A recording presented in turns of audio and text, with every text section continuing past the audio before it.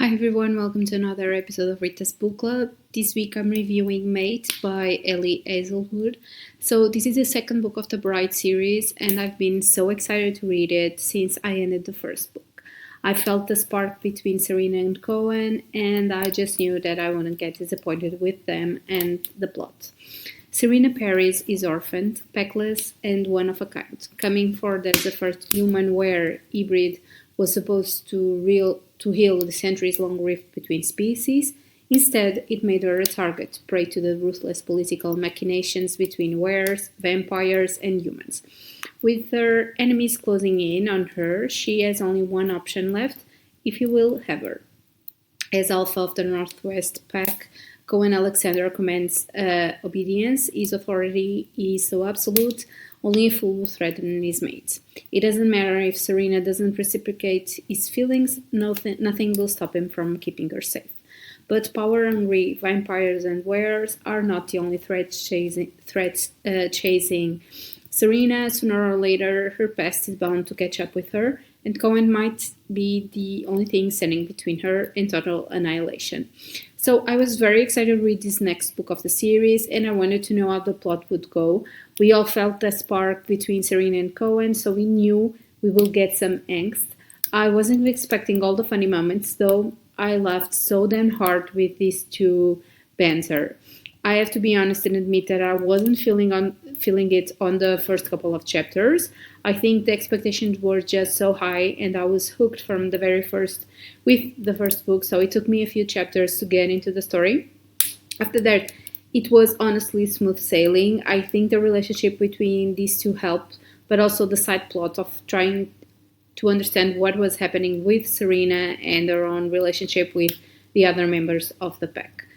She was very different as a main character from Misery, and I loved her. She was fierce and always trying to protect those she loved, but she was also dealing with her own lineage, what it meant to be half werewolf, her own place in this new world, but also the sense of responsibility she felt towards Anna's destiny and future. I think that's why we see her trying to explore on her own and confiding only in Cohen.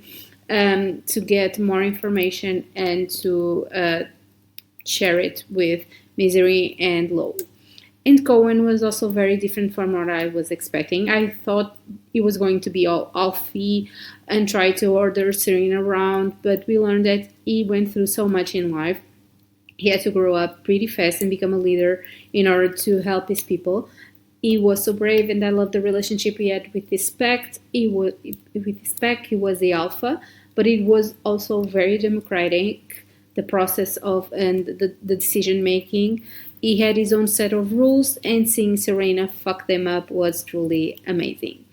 As I said, these two together were just fire. I was drawn to them in the epilogue of the first book, but seeing them work together and get to know each other was amazing. They realized they had more in common than what they were expecting, and I loved how Serena knew what buttons to push in order to get a reaction out of him. And it was brilliant to see how, even without trying that hard, Cohen knew Serena and provoked her, so he got the information he needed to help her. I'm really trying not to spoil the whole main plot that brings this story together, but I will say it was amazing to learn more about Serena's and Cohen's background and childhood. That helps understand what was happening in the present, and I loved this pack had a different way to function. It showed a bit more of the universe building that Ellie did. I got to give kudos to the pack because they were hilarious and so protective of both Cohen and Serena. They welcomed her with open arms and helped her feel home like a true family, and it was hilarious the teasing they did with Cohen.